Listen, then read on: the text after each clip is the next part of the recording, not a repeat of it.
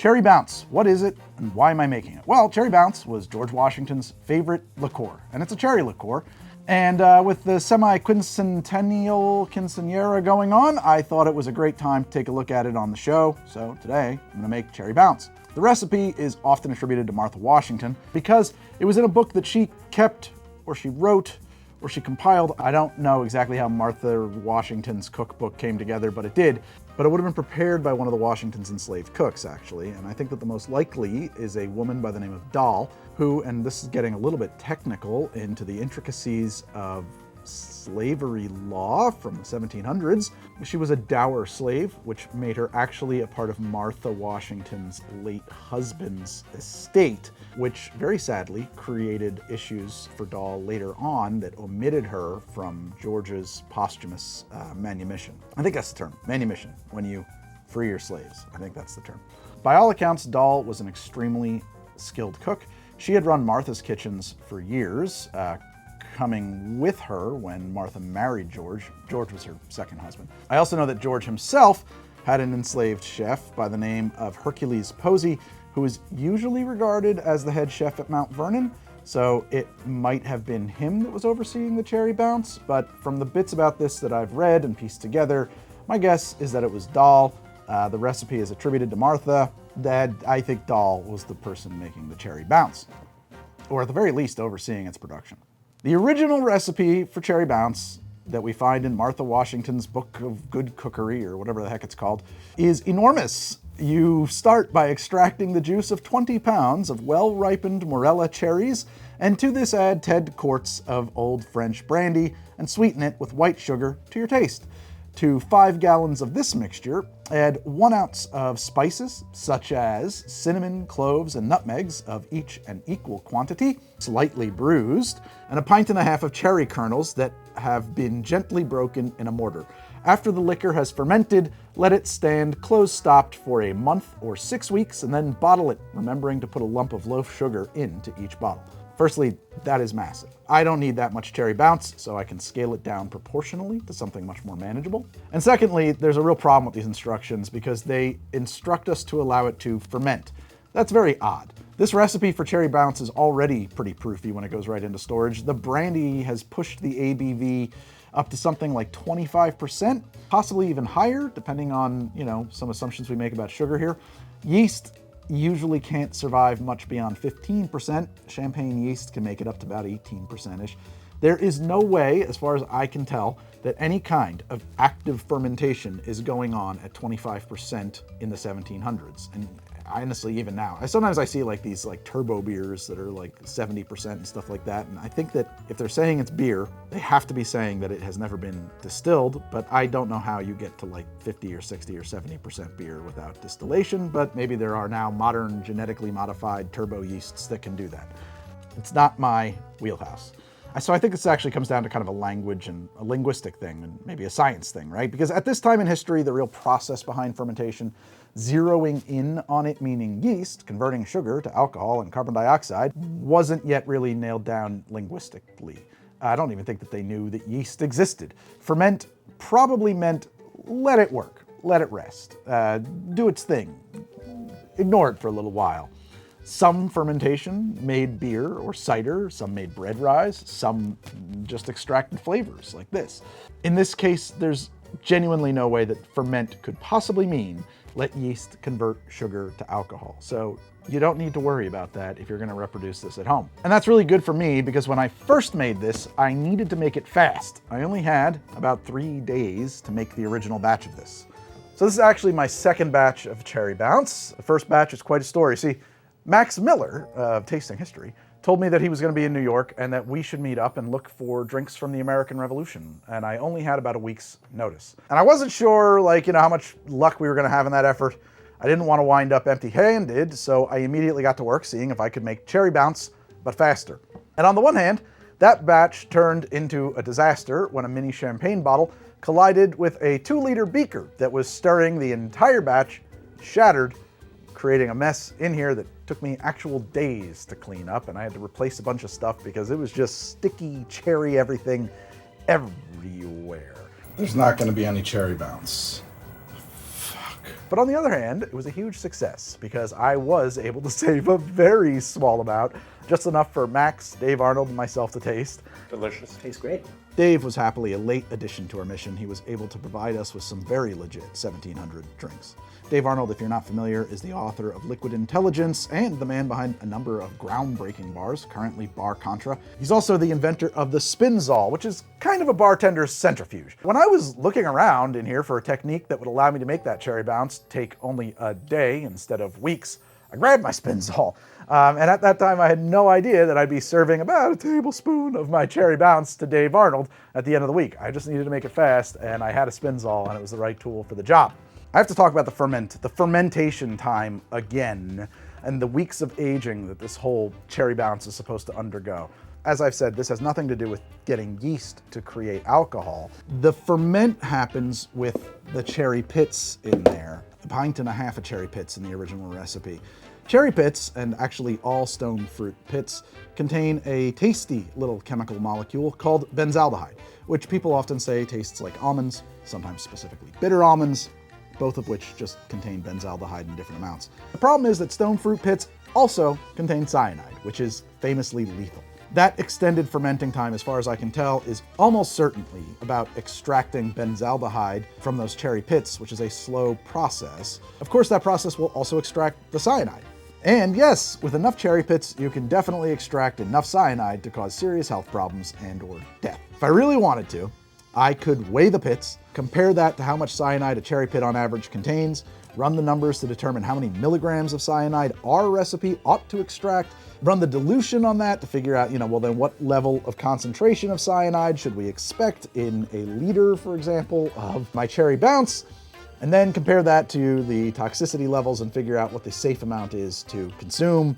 But I don't need to do any of that. First off, I don't have time for weeks of extraction to begin with. Secondly, the only flavor component that we really want from those pits is benzaldehyde.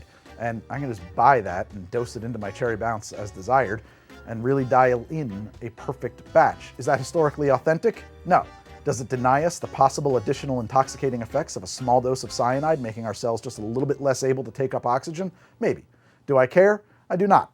Okay, now I can actually make this cherry bounce. I'm very excited. So I started, before I even rolled on this, by pitting all my cherries. I don't know how many I have yet. I haven't weighed it, but we're gonna find out.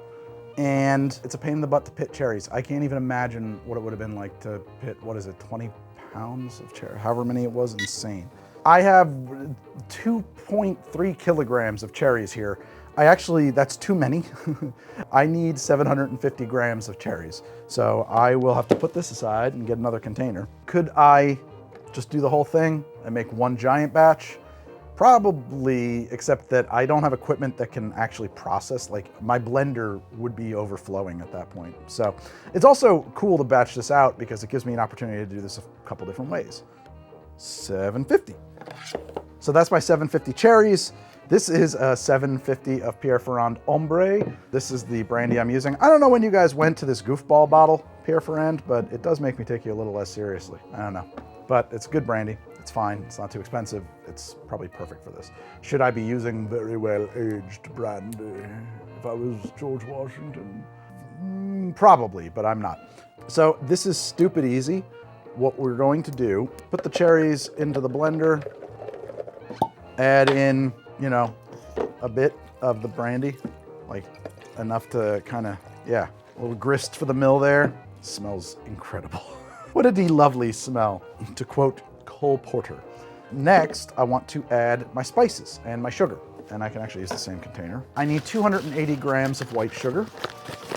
And before you start thinking like, oh, it's old-timey times, don't use that sugar. I think you do use this sugar, in fact, because again, we're talking about the Washingtons. They're going to have the very most refined, very finest sugar possible. And in fact, yes, white sugar was around. It wasn't impossible to get refined sugar at that time. 280 grams. Probably could have done this straight into the blender. Would have been smart, Greg. Not really though, because you can always, if you over pour, it's not reversible. Now we want to add our spices. I need about 0.78 grams of cinnamon. I'm going to just break up the cinnamon stick. It's not a lot. That's 0.5. 0.8 is fine, in my opinion. I'm going to use a little bit less clove than equal parts because in my first batch, I did equal parts and I'm going to go with the equal parts. We're going to go to 0.78. So here's what happened. When I did my first batch that night when I drank it, I was like, whoa, that's a lot of clove. But the next day, day after that, it had really mellowed out and it was kind of perfect. So we're gonna tone down the clove just a touch. Or no, we're not. We're gonna just go with, I thought to maybe tone it down a bit, but you know what? We'll just do exactly what it said. And now for nutmeg, I have grated nutmeg. I have ground nutmeg. Ground nutmeg would probably be fine, but I know the internet will give me crap if I don't use whole nutmeg. However, that is an enormous amount of nutmeg, right? So I have to get my grater. So I need about 0.7, 0.8 grams of nutmeg. 0.8 actually, which is fine by me. We put that into the blender as well. And that's it for now. We do the Benzaldehyde later. Okay, and remember, ultimately, we're gonna use an entire bottle of the brandy. So if I need to add more liquid to this, I can add whatever I need to, up to a whole bottle. I just wanna keep this small for now, as much as I can, because it'll make other parts of this process a little easier for me. And that's it, we blend the heck out of it.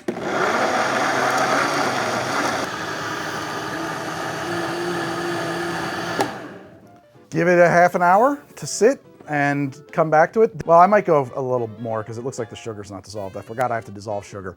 I will blend this a lot harder now for, a couple of minutes. For those of you who are looking at this and saying, that's not the same as letting it sit, it is. It is, and it's more. This is the most complete, total extraction of flavors we could ever possibly hope to achieve. Okay, so this has been blended and infused, and it's time to get it ready to go into the Spinzall. That starts with some enzymes to help break down the pectin and do the other things that it needs to do. The first of which is Pectinex SP-L.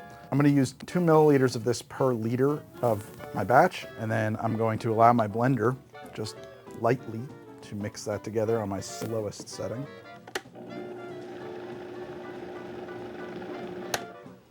Now I have to wait 15 minutes. Next I have to add Kieselsol. This is some kind of an enzyme. I don't know where any of these things come from. I just know that they've been used in winemaking for centuries. So again, 2 milliliters per liter, 2 mils going in. Give it a gentle stir from the old blender. And now I gotta let it sit for another 15 minutes. Okay, now 15 minutes later, we have to add another fining agent. This is Chitosan. I think this is made from shellfish. Once again, 2 mils per liter. This has to be hydrated, and there's instructions on the package on how to do that. I don't know if mine is hydrated properly, so. Now I set a timer for 15 minutes again. Another 15 minutes later, and we do, yes, another 2 milliliters of Kieselsol. Kieselsol.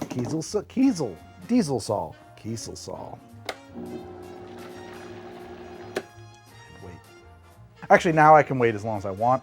Normally, you want to see this start to break apart. I've done this batch before, and I never saw any break in it, but it did come out clear from the Spinzall. So, not everything is exactly the same, right? But normally you would want to see like the fruit pulpy bits clumping together and moving apart.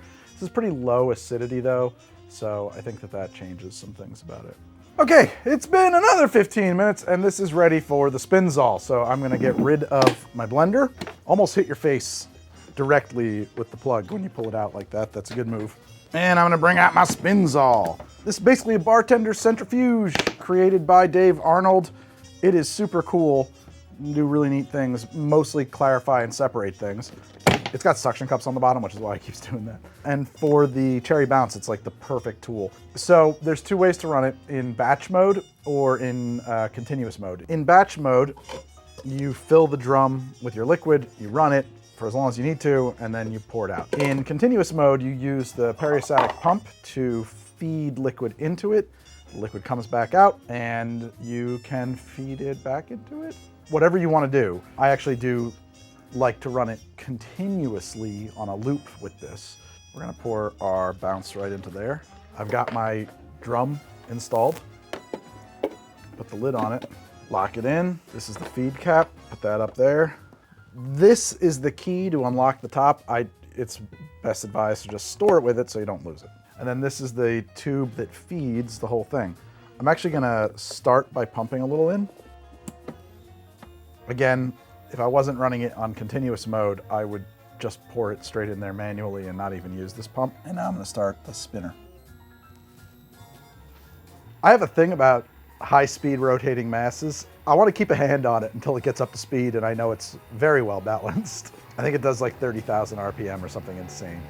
You can set the pump speed on your peristatic pump to high or low or whatever. It's actually labeled how many liters per whatever is on there. The slower it goes, the longer stuff spends in the drum, the more complete it strips out all of your solids. What ends up happening is when the drum overflows, stuff comes out the top here, pours down the side, and then my pump will pick it right back up. Stuff will just keep passing through, getting clearer and clearer and clearer. I think what I might actually do is feed a lot in for a second until I just see it starting to come over, and then I'll back this way down. Basically, I'm just gonna let it do its work for a while, and I'll check back in on it, and it should be nice and clear. Unfortunately, I just missed it for camera the moment that it overflowed and started actually feeding back into the collection bucket. So it's just gonna run through on a loop now, and it will strip out solids as it goes. All right, this has been running for a while. Well, let's turn it off. I actually wanna keep the pump running to get everything out of this line. This is a peristatic pump, so you can run it dry. Now, this is not transparent, and I don't really expect it to be because it's a very dark liquid to begin with, but all of the solids should be removed, or at least a very large amount of them. If there's anything left, I can run it in smaller batches without going through, but it's cycled through here like 1,000 times at this point. All of the gunk is gonna be stuck to the inside of the metal drum here. And because of that, sometimes it's like a little loose, and when you pour out what's in the drum, it might flake off. And so you want to pour through a screen. Okay. Whew. Sometimes that's a little tricky. You can see a couple of like thick blobs coming out. That's why we're using a screen. And that stuff's almost jam, so I want to make sure that does not stay there. Take this off. There we go. All of this thick gunk is right in there. That is what we separated. I would actually expect it to be drier than this usually, but that's okay. It tastes really good. Somebody who's smarter than me could probably like turn this into fruit leather or something. So I have about a liter here, or just under a liter actually. Just because of the way my first batch came out, all my math was based on that. I know that I need 47 microliters of 50% benzaldehyde per 920 milliliters to get that cherry kernel flavor back in here, that almond flavor that we're missing by virtue of not using all of those cherry pits crushed up and soaked for weeks like they would have done in the 1700s. All of these things are kind of to taste though. And so rather than do a bunch of math and stuff like that, what I'm gonna do is I'm gonna transfer this into my beaker over here, start it stirring, and I will increase my benzaldehyde by, I don't know, 10 micron levels because I can do that. And when it tastes good, it tastes good. That's what I'm gonna do.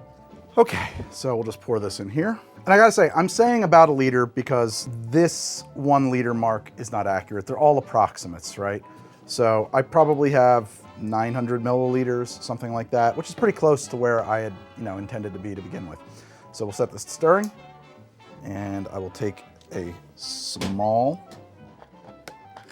so I have this set to 10 microns. This is called a micro pipette. I think what the term is, they are not critically accurate, but they're good enough for my work. If you wanted super duper accuracy, you would need like a 3-digit balance and stuff like that, and those are very expensive.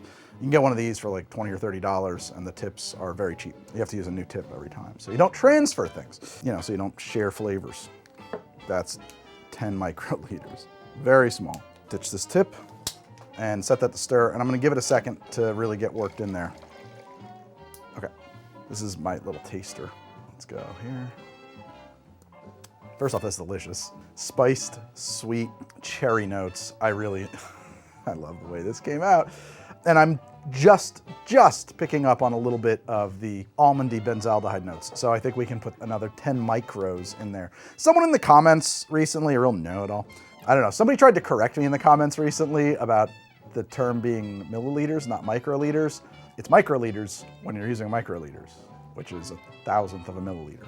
When I'm working with these very small amounts, I do this thing where I dip this back in and kind of rinse it back out. So we have 20 microliters of benzaldehyde in here now. Not Ann's aldehyde, not Tim's aldehyde, Benzaldehyde. A little dad joke for you. Got a haircut the other day. Which one? Oh!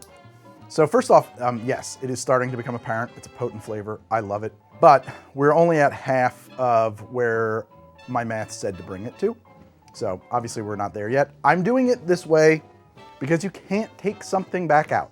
Once it's in, it's in. So, you know, giving myself the opportunity here to rethink what I liked the other day. 2 hands for this. 1 hand for the boat, 1 hand for you.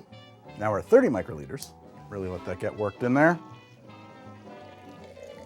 Stuff is pretty light, pretty volatile. It should disperse relatively quickly. Technically, should I like let this go for minutes and minutes and minutes and minutes? Yes. And maybe when I get my final dose in there, I will. I'm gonna put the last 10 microliters. I'm not going to take this all the way up to 47 because I have less than a liter here, so we'll do 40. 40 is fine. Just gonna let that incorporate for a little bit, and then we're gonna bottle this. Okay, fully incorporated. I have 1 liter bottle, approximately 1 liter bottle right here that I'm going to transfer this into for storage. Well, maybe we have a little less than I thought. But honestly, that's fine. Let's see how this cherry bounce came out. Just gonna pour myself a little taste there. To cherry trees and the axes that cut them down. I really like that. Oh, it has such warmth on the way down. So I might use a little less sugar next time. It's a bit sweet, but that's okay. It is a treat.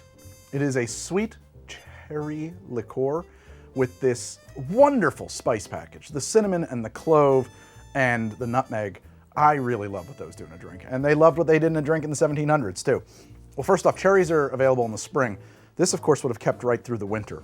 And I am imagining that this was a wonderful thing to have by the fire after a day of riding a horse in the snow. Now, I think this is delicious, and unless they were lying to me, Max and Dave also enjoyed it, but there is potentially one thing wrong with it. The original recipe calls for Morello cherries, or actually Morella, but we're pretty sure that was a misspelling of Morello and not a distinct cherry type, but I have to give credit to that. Anyway, it calls for Morello cherries, and Morello cherries are a sour cherry, and I used sweet cherries. The problem with Morello cherries, or any sour cherry it would seem, is that they are incredibly difficult to acquire in a fresh state, at least around where I am. The only way I can get tart cherries around here is either frozen or canned, you know, for like pie filling. And if you're wondering what a tart cherry tastes like, it tastes like pie filling. And I'm not really a huge fan of those. In fact, I have a suspicion that I will like this better than one made with tart cherries. I really like the mellow, spiced nature of this delicious cherry bounce liqueur, but I'm willing to accept that it may be historically inaccurate in its current form. But that's a really easy thing to address, even without having tart cherries. The main acid in cherries, at least as far as taste is concerned, is malic acid. So all I need to do is pour off a portion of this and acid adjust it with some malic acid, and we should have a pretty darn good example of what cherry bounce made with tart cherries should taste like. So to do this, I am going to take a 500 milliliter beaker. I'm gonna pour off approximately 500 mils. We're gonna be fine with that. Remember, I've got another batch. I don't mind going a little low on this. So as I said, the acid in cherries or tart cherries is principally malic acid, which is actually, by the way, pretty funny to me because I have been trying to make my own Luxardo-like style maraschino cherries, preserved cherries, maraschino cherries, however you want to pronounce it. I've got a couple different recipes in the works, and one of them suggested using malic acid as the acidifier in there because cherries have malic acid in them, and I tasted them and I was like, these don't taste like cherries. It's just, I have a different conception. I'm talking about a different kind of cherry actually. So, but apparently yes, tart cherries, malic acid. I think that the most acid I would want here is 5 grams per liter. Remember, this is a half a liter or thereabouts. So once again, we will walk this up by degrees until it tastes about right. Could I ladder this out and do like 5 different small size batches and figure out what is ideal? Maybe. And some of you might be hammering at your keyboard saying, why aren't you doing that? And it's like, I don't trust my mouth, honestly, because especially with acidity, once I start tasting my way up to that top acidity, I don't know that I'm really gonna be able to go back to the other ones and compare. They're all gonna start to taste the same to me. So I think that the real thing here to do is to just bring this up by degrees until I say, oh, I like that. and stop. I think that that's probably going to be as accurate as I could be anyway, and it will be less work, and the end result will be much the same. So I think I have a hypothetical, I haven't done any research on this. I have a hypothetical upper limit of 5 grams per liter, which would be 2.5 grams per half liter, of course. So I'm going to just start with like a half a gram. That's 0.54 grams. That's good enough. Close enough for horseshoes, hand grenades, and malic acid. Malic acid does tend to dissolve slowly to the point where I probably should have made a liquid hydration of this first, but whatever. Instead, we will just put it in here, wait the appropriate amount of time, and then time travel through the magic of editing. Okay, let's taste that. Okay, so at a half a gram, I really can't even taste that. So I'm gonna add another gram to bring us to 1.5 grams. We'll just skip over that next half gram interval. There we go. All right, let that dissolve. We'll see where that lands us. So I now have 1.5 grams of malic acid in here, which is 3 grams per liter. Oh, it's funny. It's much more subtle than I would have thought, but yeah, it's getting a little tang in there. I like that. It really lingers on your tongue a lot more now. Oh, I kind of like that. I'm gonna come up another 0.5 gram. I feel like 5 grams per liter might be too much, but we're at 3 grams. Another 0.5 gram would bring us to 4 grams per liter. Yeah, I think that's good. I think another 0.5 gram. Let's give that a couple minutes to dissolve. This is now 4 grams per liter at this point. So I think I'm ready to call it a day and not try to add more acidity to it. Let's really put a pour of this into a glass and a pour of the regular and do a little comparison. So back to the regular, toodles. Mellow, enveloping, clove, cinnamon, cherry. Very sink into your couch and sip a brandy with a book kind of vibes. And here it is with the acid. Much brighter, right on the tip of your tongue. Makes your mouth water. Still has all of that cinnamon, nutmeg, and clove spice, that cherry thing. Tasting them right back to back. I feel like I want a little less acidity here, to be honest, but I like them both. I think that they both have a place. I would not throw either one away. I just think that they're fundamentally different beverages. I think that this is a sipping brandy to have, you know, like I've said, like by the fire, maybe with a pipe if you're into that kind of a thing. This is a much more boisterous beverage. Something to have with the boys down, down at the old pharmacy, like a sarsaparilla. They call it root beer now. Same thing, different name. This is more of that, and it's a delight. It's very tasty. Oh, I really like that. I really like that. That's really good. Okay, that is awesome. Yes. Oh, and you get chocolate notes at the end there. Oh my God. As it transitions from that sweet tart spice package into cherries and benzaldehyde, there's a moment there where it starts to taste like a little chocolatey, and you get that kind of a cherry cordial chocolate kind of thing. Sometimes people in the comments say, cordial, what is this cordial? I'm not in the UK, we don't say cordial, we say cordial in the US, or at least in the Northeast we say cordial. Yeah, that's how we pronounce it here. Aficionado, that's another one too. Aficionado. No, it's an aficionado, cigar aficionado. I don't know, other parts of the country do it different. Other parts of the world do it different. But I'm here, where I'm at, talking the way I do. I mean, this is delicious. The only thing I think about, now of course this, except for in the dead of winter, I mean, right, this would have been at room temperature, which is what it is. I think this, particularly the tart one, would be really nice chilled. I could pour it over an ice cube. I think I'm about to. I also don't think it would be crazy to carbonate it, which makes me kind of want to do a cherry bounce soft drink, like a soda, without, you know, cognac in it. But that's going to be a different piece of content. That's going to be a different episode, I think. I think I will do that. I'm going to go get an ice cube, though, because I really want to know what this is like chilled. Ice cube, pour of the Tart bounce. Now, you notice I have resisted saying that the tart version is more bouncy. Why would I not just say, it's got bounce? It's bouncy. I'll tell you why. Language is a funny thing, and I'm not gonna pretend to know what bounce meant in 1760 or 1750. I know now that's what it means. I don't know what it meant back then. Think about all the things you think of as having bounce. Rubber bouncy balls, bouncy springs, bounce houses, bouncing rubber soles. They didn't have a single one of those things back then, right? Maybe bouncy balls, honestly, but I don't think so. So it may have been one of those words that really just meant something different. Maybe cherry bounce is where we get the idea of something being bouncy from. I don't know. I just know that language is funny, and I always try to keep in mind that, like, we are very far away from the way people talked in the 1700s and the way that they wrote, especially. And assuming that our language, the definitions of words from 2026 apply to words from 200 years ago, or more actually. Yeah, almost 260 years ago. It doesn't work that way. So do with that information what you will. This is pleasantly chilled. Here we have a ice cold cherry bounce. That's paradise. That is unreal. That's awesome. Oh my God. It is mouth-wateringly good. Oh. Whoa. Oh my, I love this. This is so good. So if you're gonna make this the way that I made it, I think 4 grams per liter for the acid is correct. But same with the sugar, these things are to taste.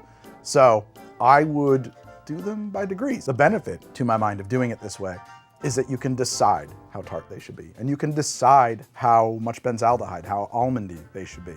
You can make a better cherry bounce than George Washington could have ever drank in his entire life.